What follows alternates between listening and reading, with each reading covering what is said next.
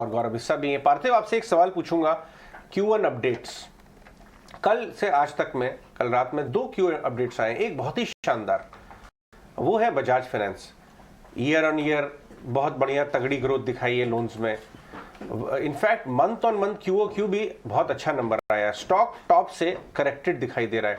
जो आज 55-5600 रुपए का भाव है, एक साल का या 6 महीने का व्यू दिखाइए तो आपको मालूम चलेगा कि ये डिसेंट 8000 वाला 6000 वाला चीज करेक्ट हो गई है। एक बार दिखाइए जरा चार्ट डायरेक्टर साहब लंबा। क्या इसके अंदर वैल्यूएशन कंफर्ट आया है आपको अभी? पार्थिव, ये दोनों कैसे आपने, वो डिक्लाइन की बात कर रहे हैं वॉल्यूम ग्रोथ, ये दोनों स्टॉक्स के Q1 अपडेट्स कैसे एनालाइज किए आपने? ठीक है, सबसे पहले पता, ट्रेडिशनली हम जानते हैं Q1 सबसे स्ट्रॉन्गेस्ट क्वार्टर रहता है और ये जो 6% क्वार्टर ऑन क्वार्टर ग्रोथ हमने AUM में देखा है और अभी हम देखें तो कोर लोन बुक जो उनकी है वो करीबन 2.04 लाख करोड़ टच हो गई है।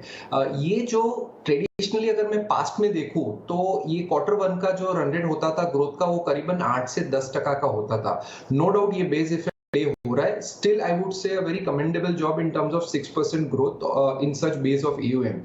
दूसरी अच्छी बात यह है कि जो पहले वैल्यूएशंस करीबन 7 times 8 times price to book multiple पे चलते थे, ये जो रिसेंट मैसिव करेक्शन हमने देखा है from 7000 two levels of nearly 5000, अभी वैल्यूएशन मेरे हिसाब से काफी कंफर्टेबल हो गए 5 times FY24 price to book multiple. तो ये बहुत अच्छी बात है।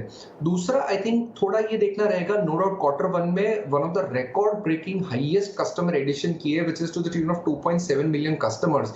लेकिन अजय, हमेशा एक चीज देखनी रहती है कि इसमें से कितने लोन वाले कस्टमर है और इसमें से कितने वो डिजिटल EMI वाले कस्टमर है, because that are easy to come by. Nonetheless fantastic, ये इकोसिस्टम और कोई कंपनी नियर बाय तो ब्रेक नहीं कर पाएगी, वो बात सही है।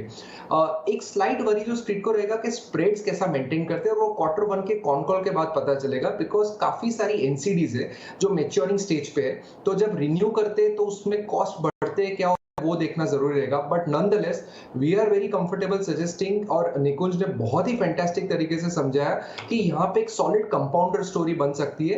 गॉन अदर डेज, बिकॉज पहले जब बजाज फाइनेंस ट्रैक करते थे तब कस्टमर लाखों में होते थे, अभी 6 करोड़ कस्टमर हो गए। तो ये 6 करोड़ का 12 करोड़ होगा, लेकिन it will take like 5-6 years. तो उस लिहाज से fantastic compounding story from current valuations, ऐसा हमारा मानना।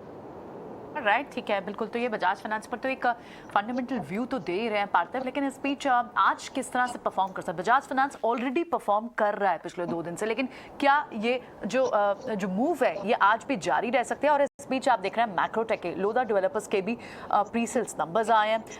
194% बढ़ी है उनकी वाई ऑन वाई ये फिगर्स पिछले महीने की। तो ये बिजनेस अपडेट्स पर लगातार आप ध्यान जरूर रखें। और मैरिको के भी अपडेट्स आए, बिजनेस अपडेट आए, उस पर भी एक व्यू लेंगे, लेकिन पहले बजाज फाइनेंस पे संतोष आपसे व्यू लेते हैं। ऑलरेडी बजाज फाइनेंस एक अच्छा काउंटर चल रहा है, आपको लगता है जुलाई सीरीज के लिए अगर कोई ऑप्शन ट्रेड भी लेना चाहे, चार्ट्स पे कैसा दिख रहा है, क्या व्यू देंगे आप बजाज फाइनेंस पे?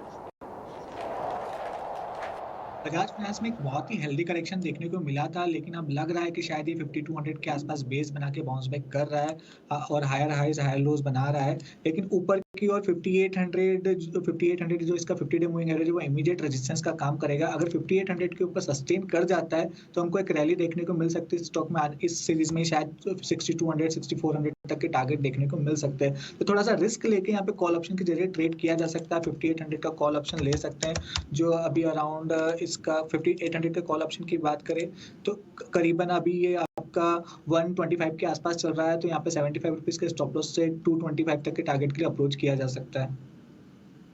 यहाँ पर टारगेट देखते हुए बजाज फाइनेंस में मजबूती लगातार स्टॉक दिखा रहा है और इन लेवल्स पर भी एक बार आप खरीदारी का मन बनाकर चल सकते हो। ऑफ कोर्स एग्जिस्टिंग पोजीशन है उसे बिल्कुल इंटैक्ट रखने की राय। 5661 लेवल्स पर कल ये क्लोज होता हुआ हमने देखा था। प्रशांत